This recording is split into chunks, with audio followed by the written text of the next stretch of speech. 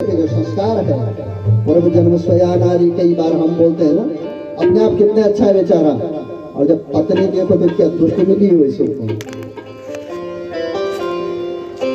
और कहीं पर बोलते हैं अपने आप कितनी अच्छी है बेचारी देवी जी, और जब पति मिला हुआ है कैसा दुष्ट है। ये सब पूर्व जन्म के आधार पर है। पूर्व जन्म स्वया धनः, धनवान होना या निर्धन बनना ये भी हमारे पूर्व जन्म के संस्कार हैं। पूर्व जन्म स्वया विद्या, विद्वान होना या मूर्ख होना ये भी हमारे पिछले जन्म का लेखा जोखा है। अग्रे धावती धावती, ये आगे आगे चलते हैं, हमारे जन्म लेने से पहले भी हमारे लिए व्यवस्था बन जाती है। पूर्व जन्म के आधार पर अच्छे माता पिता मिलना, अच्छा पड़ोसी मिलना, ये सब कल का लेखा जोखा है। अच्छी सास मिलना, अच्छी बहू मिलना, हाँ ये सारी कल की व्यवस्था है। तो नारद जी ये पूर्व जन्म को याद करते हुए आज गायन कर रहे हैं यहाँ पर अशोक जी महाराज 88,000 ऋषि लोगों के साथ में। क्या बोल रहे हैं? संतन के संग लाग रे तेरे अच्छी बनेगी, संतन के संग लाग रे तेरी अच्छी बनेगी। संतन के संग लाग रे तेरी अच्छी बनेगी। संतन के संग लाग रे तेरी अच्छी बनेगी। अच्छी बनेगी तेरी बिगड़ी बनेगी, अच्छी बनेगी तेरी बिगड़ी बनेगी। अच्छी बनेगी तेरी बिगड़ी बनेगी। अच्छी बनेगी तेरी बिगड़ी बनेगी। होवे तेरो बड़ा भाग रे और तेरी अच्छी बनेगी। हो तेरो बड़ा भाग रे तेरी अच्छी बनेगी। संतन के संग लाग रे तेरी अच्छी बनेगी। संतन के संग लाग रे तेरी अच्छी बनेगी। अच्छी बनेगी तेरी बिगड़ी बनेगी। अच्छी बनेगी तेरी बिगड़ी बनेगी। होवे तेरो बड़ भाग रे तेरी अच्छी बनेगी। हो तेरो बड़ा भाग रे तेरी अच्छी बनेगी।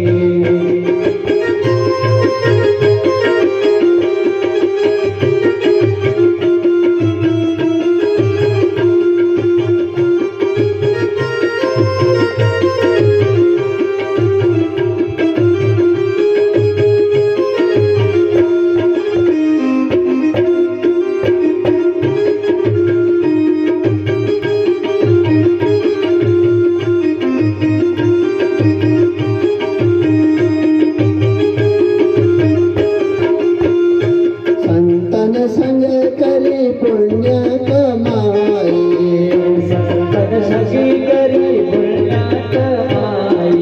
संतन संग करी पुण्य कमाई। संतन संग करी पुण्य कमाई। काम चरण अनुराग रे तेरे अच्छी बनेगी। राम चरणे अनुराग रे तेरी अच्छी बनेगी। संतन के संग लाग रे तेरे अच्छी बनेगी। संतन के संग लाग रे तेरी अच्छी बनेगी। अच्छे बनेगी तेरी बिगड़ी बनेगी। अच्छी बनेगी तेरी बिगड़ी बनेगी। होवे तेरो बड़ भाग रे तेरी अच्छी बनेगी। हो तेरो बड़ा भाग रे तेरी अच्छी बनेगी। द्रौपदी बन गई प्रहलाद जी की बन गई। द्रौपदी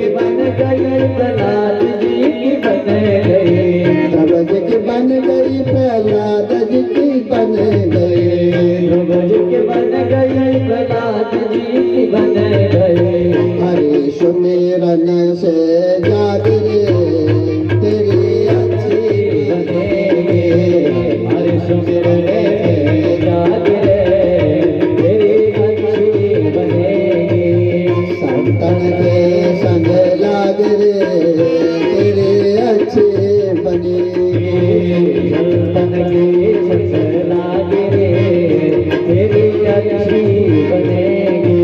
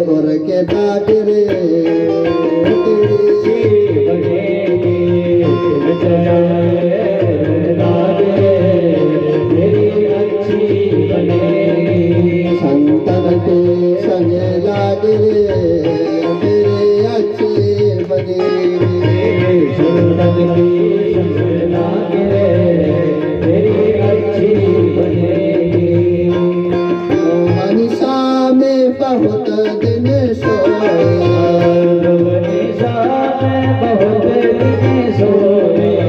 मोहनिशा में बहुत दिन सोया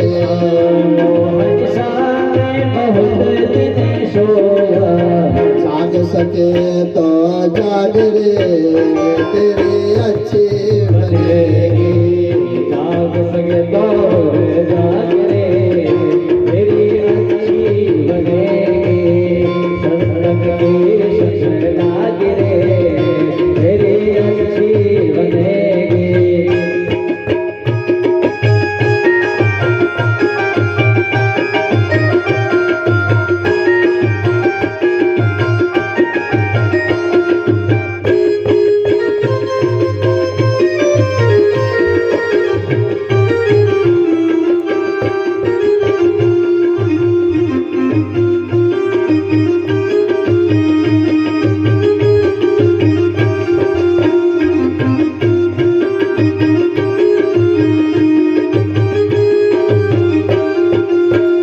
सुतबित नारी तीन आशाएं सुतबित नारी तीन आशाएं सुतबित नारी तीन आशाएं सुतबित नारी तीन आशाएं जाग सके तो त्याग रे तेरी अच्छी बनेगी जाग सके तो जाग रे तेरी अच्छी बनेगी संतन के संग लाग रे तेरी अच्छी बनेगी संतन की संग लाग रे तेरी अच्छी बनेगी अच्छी बनेगी तेरी बिगड़ी बनेगी अच्छी बनेगी तेरी बिगड़ी बनेगी ओए तेरा बड़ा भाग रे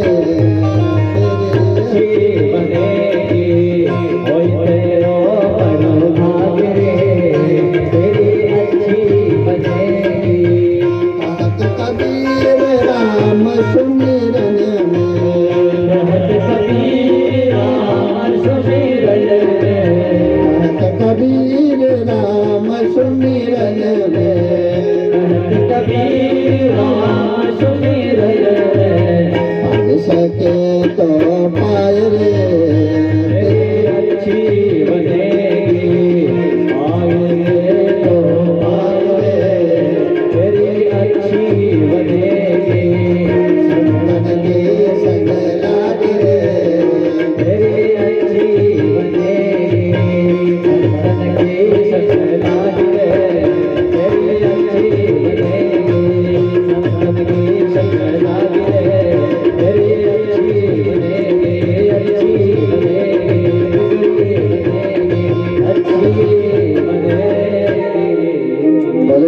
रामचंद्र भगवान की, श्रीमद् भागवत महापुराण की। पिछले जन्म का जो पुण्य है वो हमें सत्संगति की ओर ले जाता है, और जो पाप कर्म है वो हमें सत्संग में जाने से रोकता है, धक्का मारता है, पीछे खींचता है। और जिन जिन लोगों का पुण्य कर्म है वो दौड़ करके चले आते हैं। जिनका पुण्य कर्म था कल नंगे पांव कलश यात्रा में, हाँ? और जिनका पाप कर्म था वो रोक देता है। हाँ? कथा में जाने के लिए सत्कर्म, सत्संग करने के लिए सत्कर्म जिनके होते हैं उनको धक्का लगता है, पता ही नहीं चलता। मैं कहीं और जा रहा था, जैसे हमारे गुलाब सिंह रावत जी, और घर से अपना काम छोड़ करके आप हैं बैठे हुए हैं, करण सिंह जी, आप ऐसी मूर्तियां धन्य हैं जिनको सत्संगति अति प्यारी। बस भगवान का नाम लेने के लिए मुंह से नाम न बोल सके तो काम तो अपना काम करते ही है ना। मुंह से बोलने के लिए तो ताकत चाहिए, हाँ? तो काम तो अपना काम अपने आप करते हैं। सुन सके भगवत चर्चा, ये सब पुण्य जन्म के पुण्य का, पूर्व जन्म के पुण्य का प्रभाव होता है। निर्गते नारदेशुत भगवान बादरायण स्वर्तवास्तदभिप्रेतं तथा किं मा करोद्विभु। सूत जी ने बोला कि पाप कर्म की जो संगति होती है बहुत जल्दी असर करती है, और पुण्य कर्म करने के लिए साधना करनी पड़ती है। माना आप लोग यहाँ पर आए हैं, माताएं आई हैं, कई सारे लोग यूं काम काज नहीं उनको क्या कथा मत में चाहे हम कपड़े के रोजगार में दौलत जब 200 रुपये वही खाता में, अरे फंड लगना रुपया, अरे महाराज न ले आया कुछ, एक फूल ले आया चढ़ाना, फूल चढ़े दिया बस। और आप अपना समय देना, क्योंकि कथा का जो प्रभाव होता है ना, तुलसी बाबा भी कहते हैं भाव को भाव अलख आलस हो,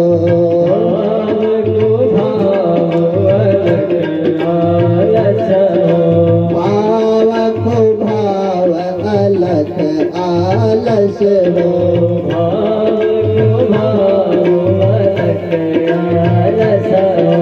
नाम जपत मंगल इस दश हो,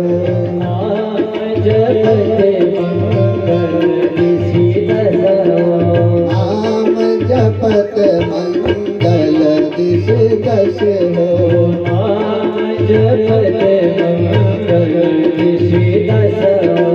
मंगल भवन अमंगल हारे,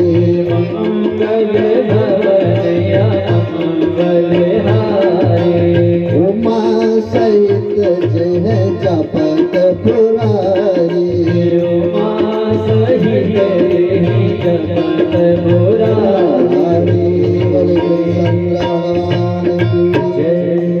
भाव को भाव अलख आलस हो।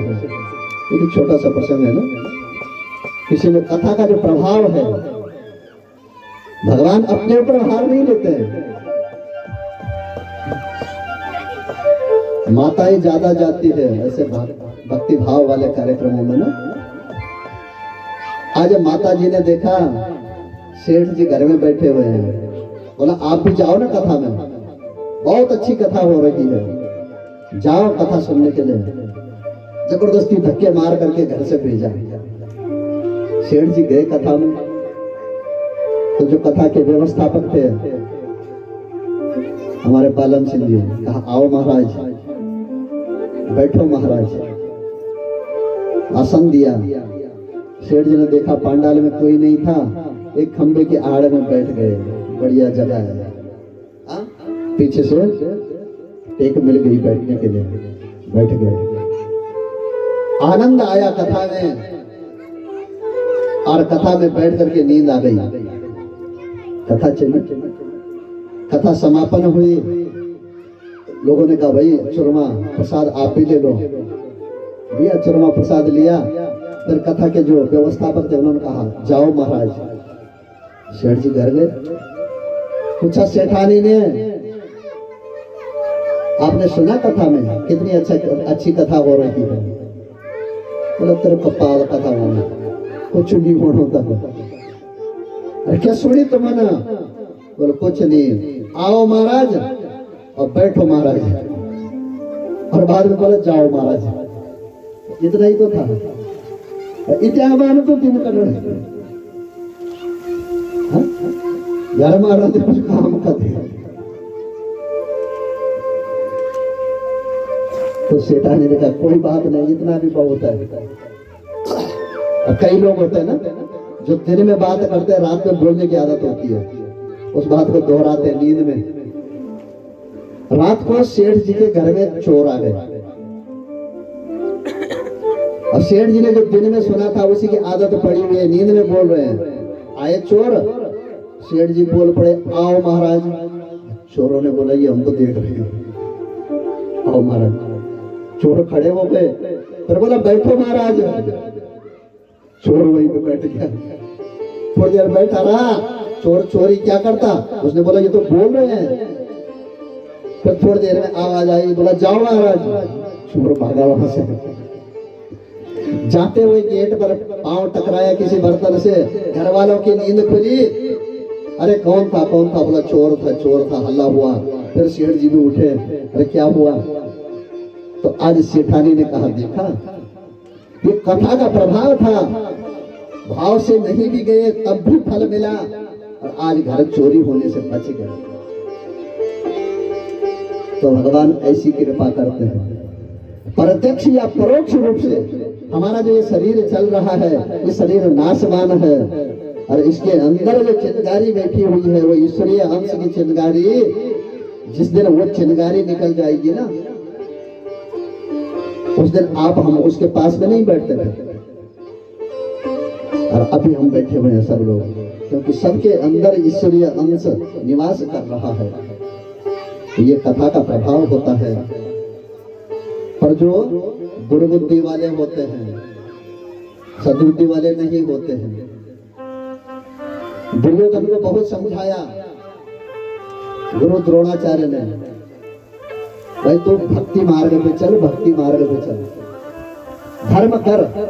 तो दुर्योधन ने कहा गुरुदेव जानामि धर्मा न च मे निवृत्ति।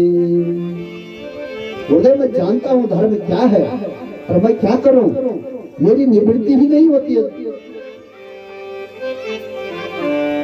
धर्म के मार्ग में चलने में मेरी प्रवृत्ति नहीं होती है। जानाति पापम न च मे निवृत्ति।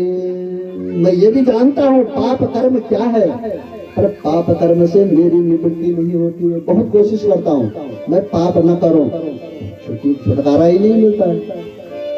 बहुत कोशिश करता हूँ कि मैं धर्म करूं, जाना में धर्मा न च मे प्रवृत्ति। मेरा ध्यान नहीं जाता है, क्या करूं। तो आज दुर्योधन सोची ऋषि लोगों को सुना रहे हैं कि दुर्योधन महाभारत का युद्ध जब हुआ तो उस युद्ध के कारण पूरा पांडवों का वंश समाप्त हो गया था। और आज वहां पर अश्वत्थामा जी जाते हैं और द्रौपदी के पुत्रों का वध कर देते हैं। सोए हुए पुत्रों का वध कर दिया, सोचा पांडवों का वंश मिटा दिया। तो जब उन बच्चों को मार दिया, वापस आए तो दुर्योधन में क्रोधित हुए, तूने बच्चों को क्यों मारा। तो यहाँ पर आज द्रौपदी रुदन कर रही है, माता शिशूनाम निधनम शुतानाम निशम्य घोरम परितप्यमानाम। तदा रुद्वा स्पकलाकुलाक्षिं तां सत्वयन्नाह किरीटमालिं। अरे दुष्ट, तूने मेरे बच्चों को क्यों मारा? क्या अपराध था बच्चों का? आज अर्जुन जाकर के अश्वत्थामा को पकड़ते हैं। भगवान ने कहा मार दे इसे। द्रौपदी ने कहा नहीं, नहीं मारना। बोला क्यों नहीं मारना है? उसने तेरे बच्चों को मारा है। बोला मारो दी दस्य जननी गौतमी पतिदेवतः। मैं तो रो रही हूं, पर यदि तुम इसे मार दोगे तो इसकी माता को भी कष्ट होगा, इसके पिताजी को भी कष्ट होगा। भगवान ने कहा 6 प्रकार के आतताई होते हैं, उल्टा कर्म करने वाले। इनको मारने से पाप नहीं लगता है। ये क्या? आग लगाने वाला, ध्यान देना। अब आग ऐसी वाली आग नहीं कि जो माचिस की तीली से जलाई जाती है। एक आग वो भी किसी घर में आग लगा दी। घर में मतलब जोरानी जिठाड़ियों में करे दिन झगड़ा, सासू की बुआरी माँ और बुआरी की सासू माँ और भी झगड़ा कराए के। ऐसे किसी के घर में कलह करवाने वाले जो लोग हैं, पाप लगता है। इनका वध करने में कोई संकोच नहीं है। भगवान कृष्ण स्वयं कह रहे हैं कि किसी को जहर देकर मारने वाला, उसको मारने में कोई हत्या नहीं, कोई पाप नहीं। बुरी नियत से हाथ में हथियार लेने वाला, शस्त्र ग्रहण करने वाला, आपके धन को लूटने वाला, आपके खेत और स्त्री का हरण करने वाला, इस प्रकार के जो ये आतताई हैं, इनको मारने में कोई पाप नहीं है। और भगवान ने कहा अश्वत्थामा का वध कर दो, पर आज द्रौपदी ने रोक दिया, नहीं नहीं मारना है। अर्जुन सहसा ज्ञाया हरेर्हार्द मथासिना मणिम जहार मूर्धन्याम द्विजस्य सह मूर्धजः। किसी इज्जतदार आदमी की आपने बेइज्जती कर दी, उसका वध हो गया, अपमान हो गया। आपके घर में कोई व्यक्ति आता है, आपके पास में कुछ देने के लिए नहीं है, फिर उसे हाथ जोड़ करके विदा करो। अभी कोई श्रेष्ठ पुरुष ब्राह्मण देवता घर में आए, यदि संतुष्ट होकर के आपके घर से चले जाते हैं तो उनका जो पुण्य कर्म होता है वो आपके घर में छूट जाता है, और आपके घर का जो पाप कर्म है वो उस व्यक्ति के पीछे चला जाता है। तो अपमानित कर दिया आज अश्वत्थामा को। माथे पर मणि थी, उस मणि को निकाल करके सिर मुंड करके और भगा दिया। अपमान होकर के वापस जब गए तो कहीं मुंह दिखाने लायक नहीं रहे। तो फिर बदला लेने के लिए आज अश्वत्थामा ने उत्तरा के गर्भ में शिशु पल रहा था, उसको मारने के लिए ब्रह्मास्त्र का प्रयोग किया।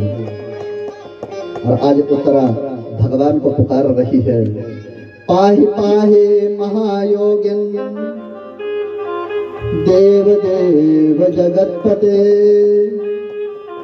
नान्यं तदा भयं पश्ये यत्र मृत्यो परस्परम। प्रभु धन्य है आप, जो आप गर्भस्थ शिशु में, आप विचार करो, कई बार होते हैं ना नास्तिक लोग जो होते हैं, भगवान कब छै नहीं, भगवान क्या कद भगवान। विचार करो क्या क्या नहीं करते हैं प्रभु। जब हम माँ के गर्भ में थे और वहां भी हम जिंदा रहे, जहां श्वास लेने की जगह नहीं है, शीश तले पग ऊपर थे जब माता के पेट में लेट रहा, उल्टा लटका हुआ था, और वहां भी भगवान ने रक्षा की। आज उत्तरा इसी प्रकार से भगवान की प्रार्थना कर रहे हैं, प्रभु कृष्णाय वासुदेवाय देवकी नंदनाय च नंद गोप कुमाराय गोविंदाय नमो नमः। हे प्रभु, आकर के मेरे गर्भस्थ शिशु की रक्षा करना। और भगवान कवच बन करके आज उत्तरा के गर्भ में और उस बालक की रक्षा की। विपदा संतु न शाश्वत तत्र तत्र जगद्गुरो भवतो दर्शने यस्त्वात् पुनर्भव दर्शनम। जब इस बच्चे का जन्म हुआ तो जिसकी रक्षा भगवान ने की, तो भगवान ने गर्भ में सबकी रक्षा की है ना। उत्तरा के एक बच्चे की रक्षा की, आपके बच्चे की नहीं की, सबके बच्चों की ना। और उत्तरा तो धन्यवाद प्रकट कर रही है भगवान का। आप हम भूल जाते हैं। हाँ? प्रसव वेदना से जब बच्चा जन्म लेता है ना, प्रार्थना करता है भगवान से, प्रभु मैं माँ के गर्भ में, माँ की जठराग्नि से मेरा शरीर दग्ध हो रहा है। तो विचार करो, कई सारी बार ना आप भोजन बनाते हैं तो भोजन बनाने वाले के साथ में कभी कभी खाने वाला झगड़ा कर देता है। भाई आज जब खाणु के पढ़ाई चौल काचा, अरे महाराज खाई कर दई कि वही तब ना, और यूं काच चौल मेरा पेट में दर्द होलू तब क्यों होलू, बोलते हैं ना। पर विचार करो, कई बार आप लोग ऐसी चावल खा लेते हो, खाना ना दोपहर, तो क्यों चौल को पछोंद बोलो पेट में, तो जगोन तब चुलो। तो हमारे पेट में जठराग्नि है, जिस अग्नि के कारण वो भोजन पच जाता है। तो जो अग्नि भोजन को पचा सकती है, उस अग्नि से उस जीवात्मा का शरीर कितना तपता होगा। प्रार्थना करता है भगवान से, प्रभु मुझे यहाँ से बाहर निकालो। भगवान बोलते बेटा क्या करेगा बाहर जाकर के, बढ़िया तो पढ़ा रहे यही। बोला नहीं प्रभु, मुझे आपका नाम संकीर्तन करना है, आपकी भक्ति करनी है। बोला बेटा कितना करोगे भक्ति? बोला प्रभु पूरा जीवन समर्पित कर दूंगा आपके नाम का, और मुझे यहाँ से बाहर निकालो। तो भगवान की जब कृपा होती है, भगवान बोलते हैं बेटा जा, जीवन में जितना कमाएगा उसका दशांश मुझे चढ़ा देना। सरकार टैक्स भी लेती है ना 10%, 10%, दशांश। 100 रुपए कमाएगा तो 10 रुपए पुण्य कर्म में लगा देना। बोला नहीं प्रभु 10 रुपए क्यों लगाऊंगा, पूरे 100 रुपए आपको चढ़ा दूंगा, मुझे नहीं चाहिए। इस प्रकार से शर्त रखता है, बाहर आता है और बाहर आने के बाद में फिर भूल जाता है। तो भगवान का जो कर्जा है वो हमारे ऊपर चढ़ता रहता है। तो जिसने इस प्रकार के कार्य किए उसका कर्जा भगवान माफ कर देते हैं। जो सत्य की प्रवृत्ति की पूजा करता है उसका कर्जा भगवान माफ कर देते हैं, और जो नहीं करता है उससे भगवान जबरदस्ती वसूल करते हैं। किस प्रकार से? फिर भगवान हमारे ऊपर दोष धाम होते हैं।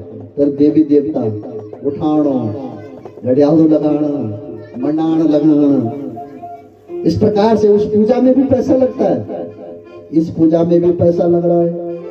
तो इस प्रकार की पूजा जब करोगे तो फिर वो भगवान का कर्जा चला जाता है और भगवान हमारे ऊपर अपना वरद हस्त रख देते हैं, हमारे सारे कार्य सफल हो जाते हैं। तो वो पूर्व जन्म का कर्जा है, जिन्होंने हमें यहाँ आने के लिए हमारी रक्षा की माँ के गर्भ में। तो उत्तरा ने तो धन्यवाद प्रकट कर दिया, सच्ची सच्ची बोला तो तुमने भी करे कभी धन्यवाद प्रकट, प्रभु तुमने मेरे बच्चे की रक्षा करी मेरे पेट में। नहीं दी हादरी तब बोला हम ही बिपता होने लगी। परेशान हो जाते कई बार आप हम लोग ना, कि हमारी मनोकामना पूर्ण नहीं हो रही है। तो हमारे कर्मों के हिसाब से भगवान हमें दंड देते हैं, हमारी रक्षा करते हैं। सूत जी महाराज भी 88,000 ऋषियों को इसी प्रकार से कथा सुना रहे हैं कि भीष्म पितामह सरसैया पर बाणों की सैया के ऊपर लेटे हुए हैं। युद्ध हुआ महाभारत में, और लेटने के बाद में भगवान से निवेदन किया, प्रभु अभी उत्तरायण का समय नहीं आया, उत्तरायण ये जो चल रहा है समय, और जब उत्तरायण का समय आएगा तब मैं इस शरीर से प्राण त्यागूंगा। और प्राण त्यागते हुए प्रभु मेरे ऊपर कृपा करना कि आप सामने हो, जब आप सामने होंगे तभी मैं प्राण त्यागूंगा। आपका दर्शन करते हुए मैं प्राण त्यागूंगा।